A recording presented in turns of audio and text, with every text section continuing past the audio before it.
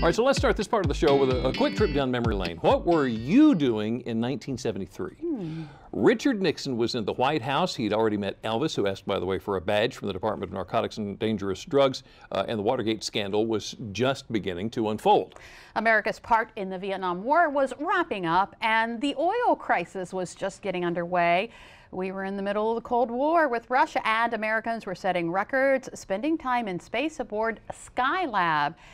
And John Ryall was beginning his career as a police officer. And with us today in Historic Studio D is Laurel Police Officer Corporal John Ryall. Thanks for joining us this afternoon. Okay, after 45 years of being a police officer, you're retiring us, so take us back to all of the duties you've had over the years. Okay, well, and when I was a little boy, I grew up in Laurel, Delaware, on the Bethel Road, on the Woodland Road, and I always wanted to be a police officer. I just used to run around with my gun, my water pistol, with my handcuffs hanging out, and I always wanted to be a police officer. Well, I would always play that part, and my neighborhood friends would always be the robbers, and I would be the cop. You're the good guy. Yeah. So we would go around, and if I had a chance to like tag one of them, well, they had to go to jail.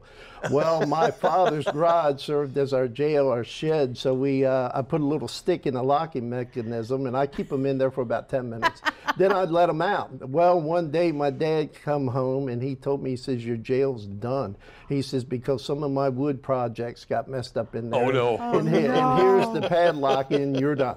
So I said, well, he said, you got to find another jail. So I put him in. So you got a real one eventually? Yeah, with my dog, the dog pen with my dog. And I said, well, they'll get an extra perk. They'll get to play with the dog while they serve a little time in there. So okay, so after you actually officially became a real police officer, what have you done over the years? I've done canine, had 3 dogs, 2 in Delmar and 1 in Laurel. Wow. And I was a detective for a while in Delmar. And I've done the McGruff program for about 26 years with the kids. And now we went to Chase of Paw Patrol because a lot of kids are not familiar with McGruff now. So I imagine after 45 years, you've seen a lot. Yeah. Is there one story in particular that stands out in your mind that you can tell us?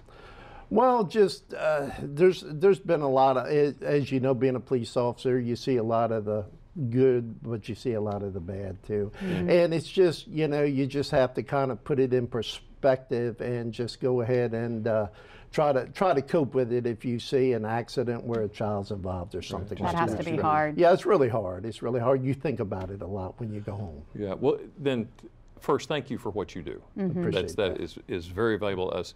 Now, yesterday, many in the Laurel community know you for traffic control there around the schools, and then yesterday, this happened. I got to tell you, you make a pretty darn good-looking Elvis here. What was it? What was this all about? What was going on here, Corporal? Well, I did a benefit up at the fire hall about a year ago. Yeah.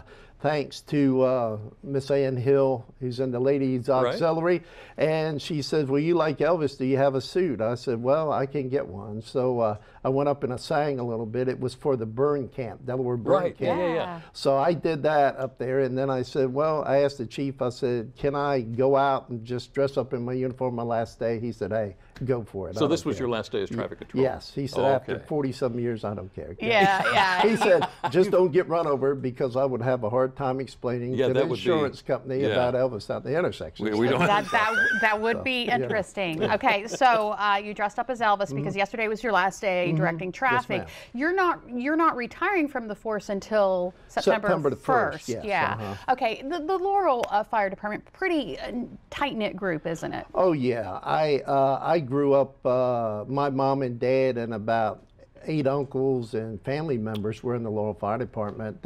That building we're in as the police department used to be the fire department. Right, and I kind of grew up in that building because Mom and Dad would be up there at the ladies auxiliary and everything. And that's when I asked the chief one time if I could see the jail. That was about when I was 7 years old. But I've always, that building seemed like home to me, you know, so.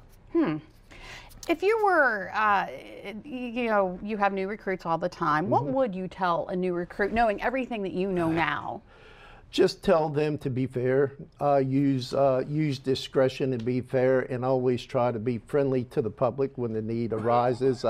Community policing is a good thing, because a lot of times we get tarnished with some bad actions from others, and you just need to keep a positive image going, and stopping into a business like I do and saying hi at the library, how are you doing, have you got any problems, and everything's fine, and then I go ahead and walk around to the bank. So that means a lot, They like that. So what are you going to do now?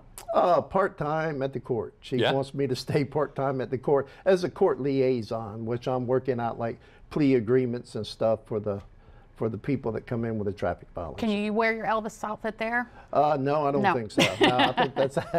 Judge has no leniency in that direction. No leniency in that. 45 years, though. We'll put in an appeal. Maybe it'll happen. Well, Jimmy said it before. I want to say it. Thank you so much for You're your welcome, service and your continued service. Absolutely. I appreciate